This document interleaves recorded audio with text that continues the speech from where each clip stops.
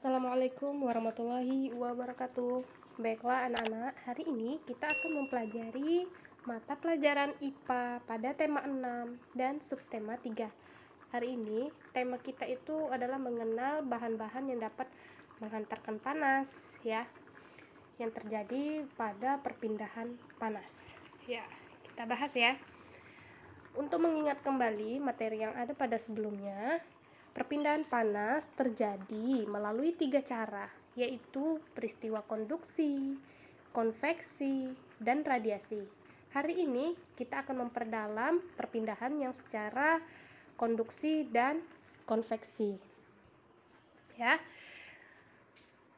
Berikut ini ada beberapa contoh peristiwa konduksi. Yang pertama, pada PT-PT industri yang ada di Indonesia ataupun tepatnya di Jakarta, pada umumnya masih banyak menggunakan cerobong asap.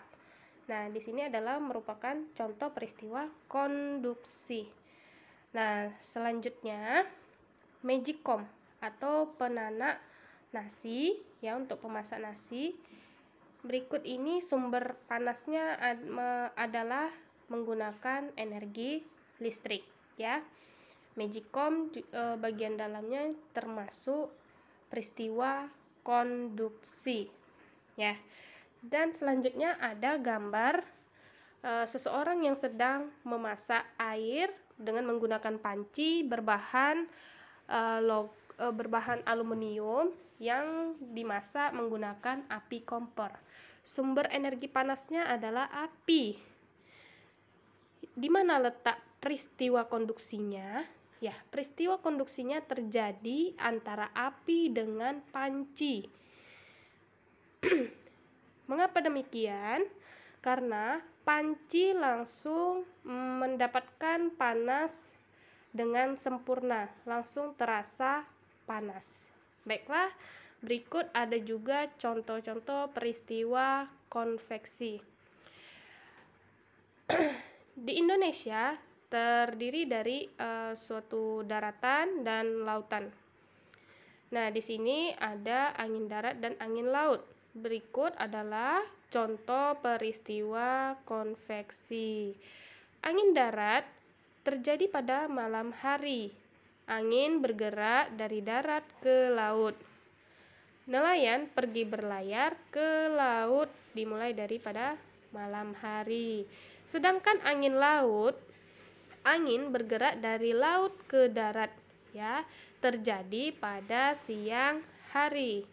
Nah, nelayan memanfaatkan keadaan tersebut dengan pulang ke daratan. Nah, ini juga merupakan gambar yang kedua, sama peristiwanya dengan konduksi ya. Gambarnya sama, tapi yang mengalami peristiwa konveksinya adalah air yang dimasak.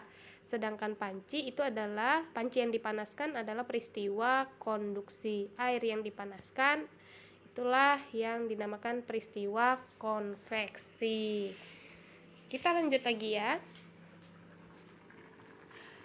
Benda-benda yang bersifat menghambat serta mempercepat perpindahan kalor.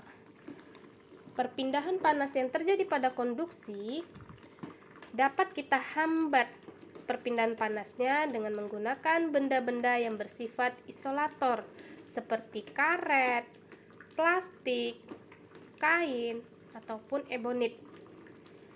Nah, dapat memperlancar atau mempercepat perpindahan panasnya dengan menggunakan benda-benda yang bersifat konduktor seperti benda yang berbahan dari aluminium dan besi. Pada umumnya, biasanya perpindahan panas konduksi ini terjadi pada benda-benda padat ya, seperti tadi panci ya. Ada juga yang dari spatula besi ya. Lanjut, perpindahan panas yang terjadi melalui konveksi dapat dihambat dengan cara menjauhi atau memadamkan sumber panas, maka perpindahan panas akan terhenti. Perpindahan panas melalui konveksi juga dapat kita percepat panasnya dengan cara memperbesar sumber panas seperti tadi air yang dimasak menggunakan panci dan sumber panasnya adalah api. Dengan membesarkan volume api, maka air akan cepat mendidih. Nah, ini adalah cara mempercepat perpindahan panas secara konveksi.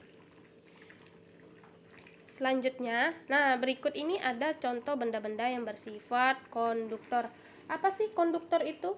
Ya, konduktor adalah bahan yang dapat membantu mempercepat perpindahan panas dengan baik, yaitu panas akan lebih mudah berpindah dengan benda-benda berikutnya ya.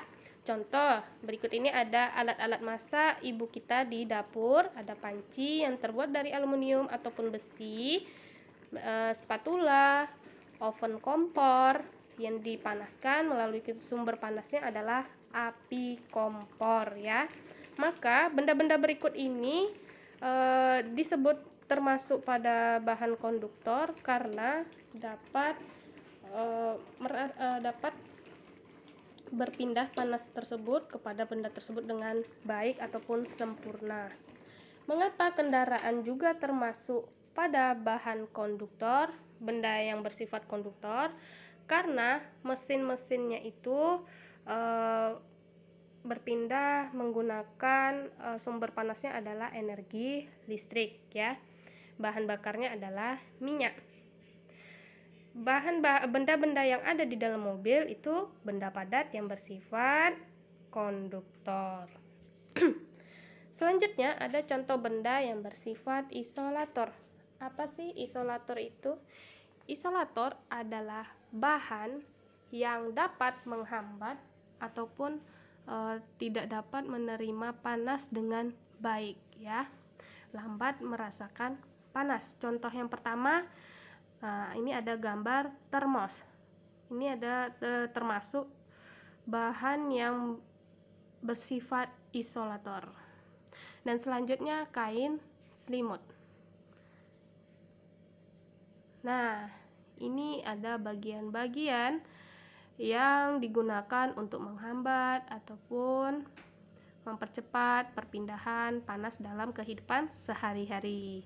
Yang berbahan plastik ya, yang berbahan plastik itu merupakan bahan-bahan ataupun benda yang bersifat isolator. Sedangkan panci yang langsung bersentuhan dengan panas itu termasuk bahan yang bersifat konduktor. Selain itu ada contoh benda ya, ini ada teflon, gambar teflon, sumber panasnya adalah api kompor, perpindahan panas secara konduksi. Pegangan pada teflon, bahan pada benda bersifat isolator, wadahnya bersifat konduktor.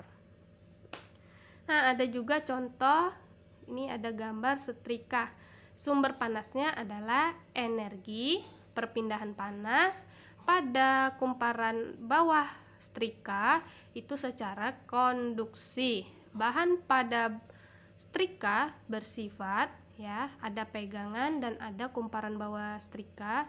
Sedangkan pada pegangan setrika itu bersifat isolator karena bahannya terbuat dari plastik ya, tidak dapat menerima panas secara baik ataupun secara langsung. Sedangkan kumparan bawah setrika bersifat konduktor yang mendapatkan panas dari kabel listriknya. Nah, cukup sekian pembelajaran kita pada hari ini. Semoga dapat dipahami oleh anak-anak semua. Terima kasih. Assalamualaikum warahmatullahi wabarakatuh.